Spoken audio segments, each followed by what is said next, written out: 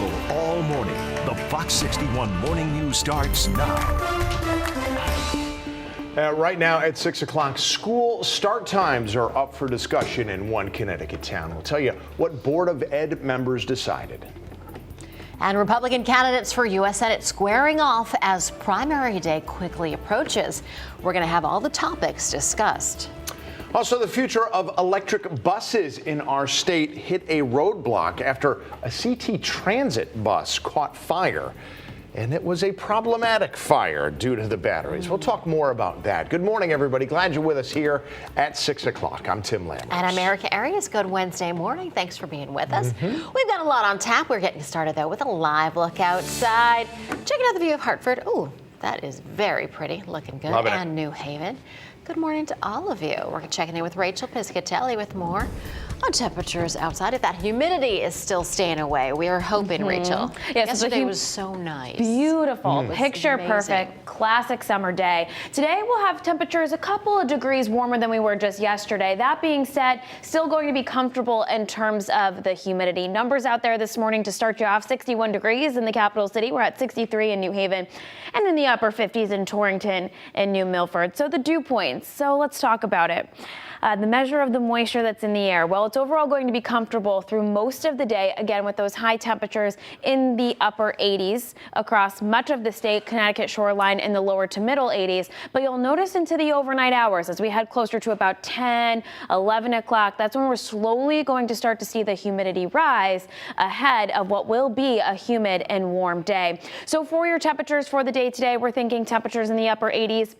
86 degrees by about 3 o'clock or so under a mix of sun and clouds. Tomorrow also brings a chance for some scattered showers and thunderstorms. We'll talk much more about that because we need the rain coming up in just a bit. But right now it is 6:02. We want to get a check out on the roadways. Good morning, Lauren. Good morning, Rach. Good morning, everyone. 6:02 here in the CTDOT Traffic Center.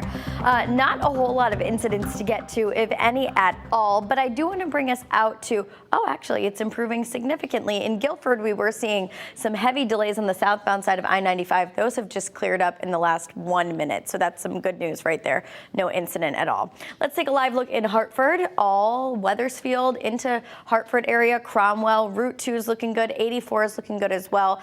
And let's take a live look out in Weathersfield. Construction is cleaned up for the morning, so that is some good news right there. Waterbury drive times all looking good this morning, 84 and Route 8. And lastly, let's take a look at Fairfield County. Out on the roads, we are seeing that volume start to develop over in Fairfield. New Haven is looking good for now. We'll check in again at 6:30, but for now, Tim and Erica, over to you. Good morning. Good morning. Good morning. Well, in a special Board of Education meeting last night, Hamden Public Schools may not be changing its schedule after all. Yeah, the board voted to keep things as they are in hopes that they'll get the funding to do that. Fox 61's Julia LeBlanc is joining us now from Hamden to explain more. Julia, good morning. Like so many districts across the country right now, Hamden Public Schools has been dealing with a busing issue. So they were going to change their school start times to try to fix that problem. But after a special meeting with the Board of Education last night, it looks like they might not have to do that. The board chair surprised many when she said the town's legislative council could now be willing to give them $600,000 to close those transportation gaps.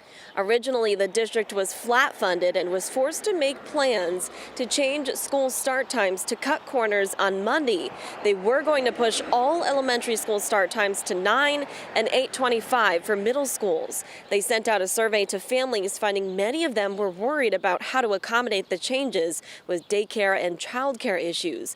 The board seemed shocked that the council made this decision. You know, I just have a problem with the idea that they're going to dictate to us what we have to do to get funding. And I think that's a problem for long term, where they had a chance to fully fund us. They had a chance to give us what we requested. We advocated for that. We had people go to go to the council meeting and do it. There was attempts there to try to tell us what we had to do with our funding then at that point too. And by state statute, they're not supposed to do that.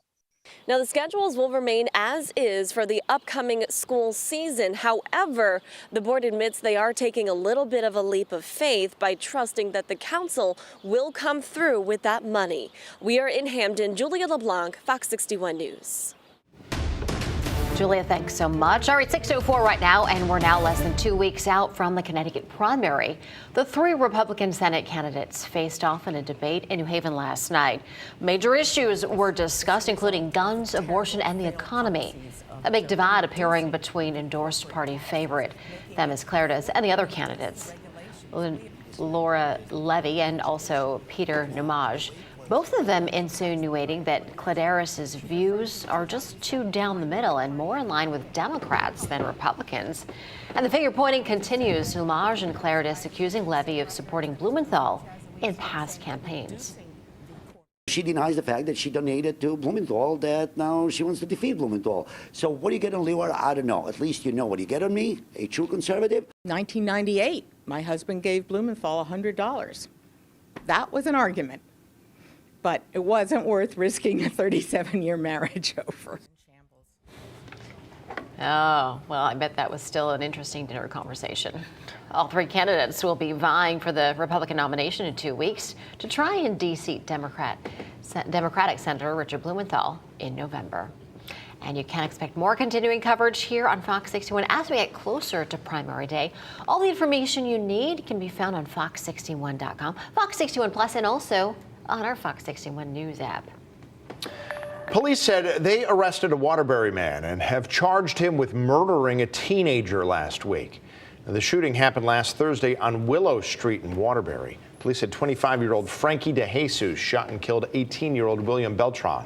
They haven't said why, but they did say DeJesus is also facing drug charges and that he's been previously convicted on felony weapons and drug charges as well. In Old Lyme, the search is on for the driver who hit a man on his bicycle and left the scene. You're looking at some of the aftermath. Now, that biker survived, but did have some bad cuts and bruises. It happened on Shore Road Sunday. State police said they don't have a description of the car, but there was a witness. The victim had a friend riding with him. I basically heard it past me, and by the time I heard it, it hit him, and it was one of the scariest things in my life for sure. Him and the bike just went flying pretty crazy. My first thought was he's dead. Like, I was completely freaking out. Again, he is not dead, just some bad cuts and bruises. Now, if anybody has information on who hit him or if you saw the crash, please call State Police Troop F. Federal prosecutors are looking to keep Nathan Carmen behind bars before his trial begins. He's charged with the murder of his mother after a fishing trip in 2016 ended with his boat sinking and his mother going missing. Prosecutors say that Carmen killed his mother along with his grandfather, John Chocolo, several years earlier, and that it was all a plot to inherit millions of dollars from the Chocolo's family estate. Carmen asked a judge to be released, but prosecutors say he poses a flight risk and also a danger to others. Oh, you might know TikTok for dancing, lip syncing, but what about opioid awareness? A Torrington mother is using the platform to help those struggling with drug addiction. She and her friend Carly Roberts started a harm reduction service called OD Reduction CT.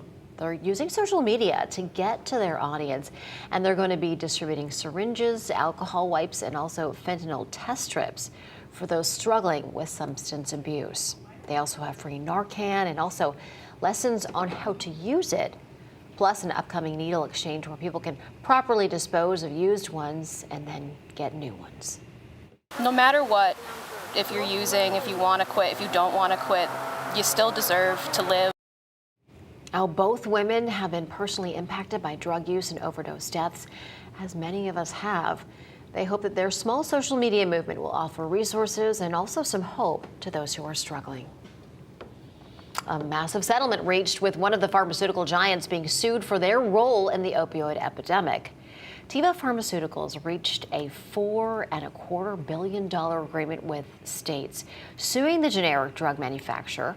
Connecticut Attorney General William Tong says that the agreement would follow the same allocation structure as previous opioid settlements, like the one with Johnson & Johnson. Today, Senator Richard Blumenthal is expected to officially propose a bipartisan bill to help keep kids safe while they're online. The bill's known as the Kids Online Safety Act, and it would require online platforms to give kids and their parents tools to safeguard against a wide variety of threats, from cyberbullying to sexual exploitation.